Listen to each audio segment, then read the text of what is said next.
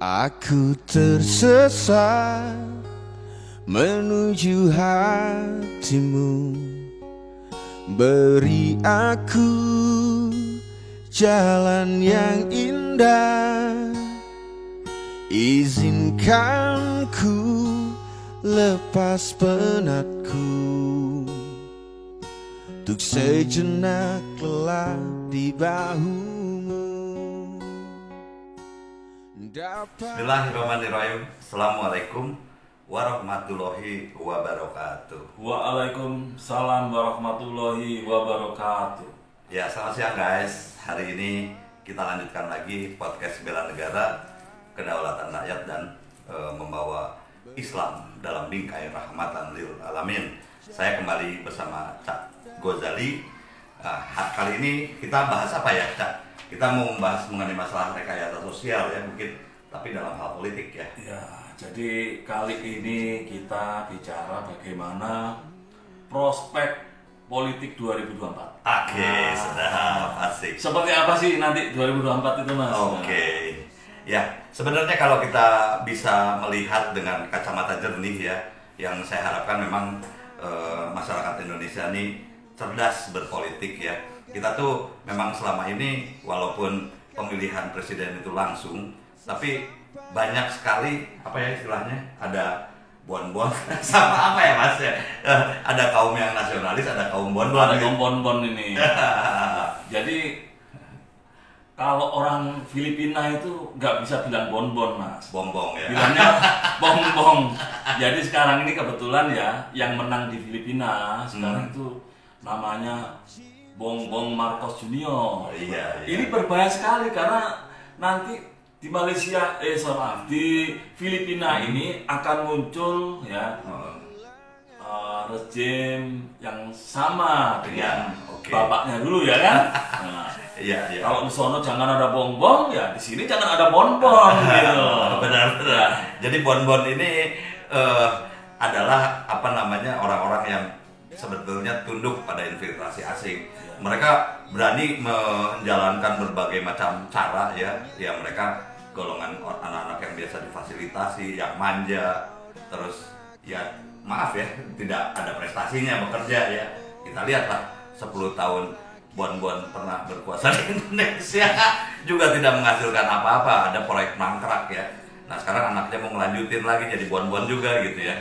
Nah ini sebetulnya bisa dilihat dalam peta perpolitikan waktu tahun 2000 ya, tahun 99 pertama, di mana kaum nasionalis terus dijegal sampai akhirnya Gus Dur juga dilengserkan oleh ya para bon-bon tadi gitu. Oke Mas, bisa cerita sedikit mengenai masalah itu?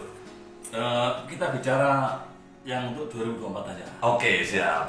Oke. Jadi dalam diskusi politik ya, termasuk dengan kawan-kawan yang alumni TB atau alumni yang lainnya rupanya itu masih banyak yang belum paham Mas tentang politik ya.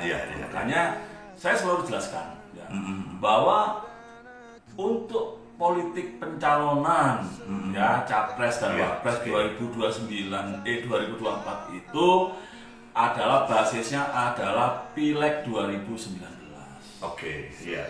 Pileg Mas. Jadi mereka inilah nanti mengenai batas yang mengajukan pencalonan kan harus minimal 20% ya. Kalau dihitung itu kan kita harus minimal 115 kursi. Oke, iya. Sehingga kita lihat di sini itu kalau berdasarkan Pileg tahun 2019 maka sebenarnya peluangnya itu ada 3 kekuatan. Iya. Ada 3 kekuatan. Ya, yang jelas kalau PDIP sama Gerindra ini kan sudah jadi satu. Orang nyebutnya Mega Pro ya kan, atau duit tunggal lah istilahnya seperti itu. Ya, kemudian ini ada kekuatan juga ya Mas, penyeimbang ini Golkar ini Mas. Golkar ini kan bisa memang tidak mencapai minimal 115 kursi atau 20% ya. Tapi Golkar ini bisa berkoalisi dengan P3 ditambah partai apapun tuh sudah cukup. Nah, dan yang ketiga adalah koalisi Demokrat dengan PKS. Iya. Demokrat dan PKS itu juga sebenarnya belum cukup karena Iya. masih 102. Iya, iya. Tapi ya dengan gampangnya lah menggandeng yang lain. Iya, iya, iya. Jadi yang mungkin itu ada 3, Mas. 3 poros. 3 poros. Oke. Tetapi ya, Oke. kalau kita mengacu politik saat ini, Iya, iya. bahwa Golkar ini kan ada di pihak Mega. Iya. Mega. Oke, oke, oke. Sekarang loh kita Pihak bicara nasionalis ya. pihak karena nasionalis. Kebetulan ada Jadi, apa namanya?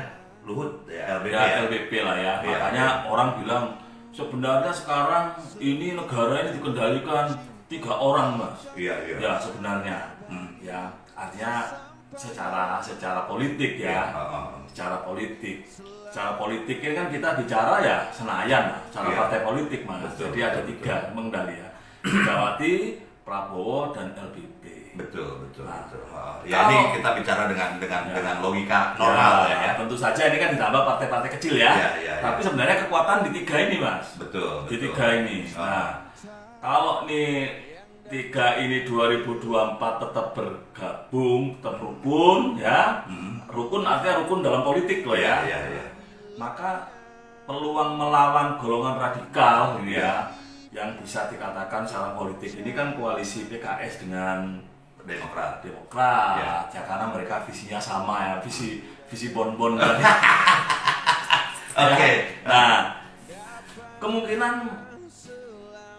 masih menang ya. Iya, Ya, jadi kaum nasionalis masih menang, Mas. Iya, iya, iya. Nah, jadi Kaum bon-bon ya, kurang, tetapi kalau misalnya LBP nih tiba-tiba nanti 2024 memisahkan diri, nah ini menjadi lebih sulit lah. Iya, iya. Walaupun kami yakin kami akan menang melawan bon-bon ya, Iya, tapi iya. kita menjadi lebih berat, Mas. Oke, oke. Tetapi kan 2024 itu kan kita bisa lihat dalam kondisi politik saat ini. Iya, iya, Ya, iya. kalau sampai 2024 itu LBP itu masih di pihak nasionalis ya, Iya, artinya iya. di pihak Mega, Iya, iya. Mega Prabowo, maka di 2024 itu koalisi itu masih akan tetap berjalan. Oke, oke. Itu dari apa ya analisis kami ya. Oke, jadi ada hal yang perlu kita ketahui ya, bahwa deal-deal politik itu ada dalam ruang gelap ya, bukan ada yang di dalam medsos. Di medsos itu Ya. justru menyesatkan ya, kita harus banyak belajar ya situasi. Jadi Mega Pro ini atau kombinasi antara Megawati dan Prabowo ini memang luar biasa ya. Mereka betul-betul menjaga nasionalisme, walaupun pada saat mereka bersaing, Prabowo sendiri langsung berbalik pro Jokowi ya pada pemilu terakhir. Ya memang ada kaum radikal yang ikut menunggangi ya. Iya. Ya yang saya bilang sih yang jahat sebetulnya mohon maaf sekali lagi ya, nggak tahu jahat nggak tahu bodoh ya, bon-bonnya itu Pak BY itu ya, karena kita bayangkan pemilu 2014 tuh ujaran kebencian dibiarkan, radikalisme justru dijadikan kendaraan politik, kan kurang lebih seperti itu ya Mas ya. Jadi bon-bon itu Mas ya, bon-bon itu ada yang bilang, kok bon-bon itu seperti apa sih? Kan saya pernah nanya anak kecil loh, katanya suka main kuda-kudaan itu loh Mas, yang seneng sama lebaran kuda itu. Oke, ini Pak Cak Gojali selalu ngitung hari lebaran kuda aja ya. Enggak, saya kan penasaran Mas. Oh. Enggak. Dulu katanya kita tunggu lebaran kuda, saya tunggu Mas. Katanya sekarang lebaran kuda 154 lagi Mas. Oke, iya. Saya terus terang sambil nunggu puasa ini, sambil nunggu lebaran kuda ini puasa loh. Oke, Nanti guys. lebarannya nanti pas Oke. lebaran kuda. Jadi memang kekuatan politik itu ada di kita petakan lebih sederhana di Indonesia ini, ada triumvirat melawan bon-bon. Nah bon-bon ini memang manusia-manusia tidak jelas yang dikasih makan, dibiayain dan Senengnya sebagainya. kuda-kudaan, artinya senengnya menunggangi lah Mas. Seperti Iya itu. betul betul. Menunggangi tapi untuk senang-senang untuk kepentingan sendiri, bukan untuk kepentingan nasional. Iya Bu, betul betul. Itu. Kita Jadi bisa misalnya lihat lah. tepat sekali Makanya ya hoax. istilah bon-bon ini saya baru nemuin. Oke, nanti kita daftarin ke hak cipta lah. Oke guys, sekian dari kami. Nanti kita sambung lagi. Assalamualaikum warahmatullahi wabarakatuh. Waalaikumsalam warahmatullahi wabarakatuh. Salam bela. bela negara. sesampainya akhir nanti, selamanya.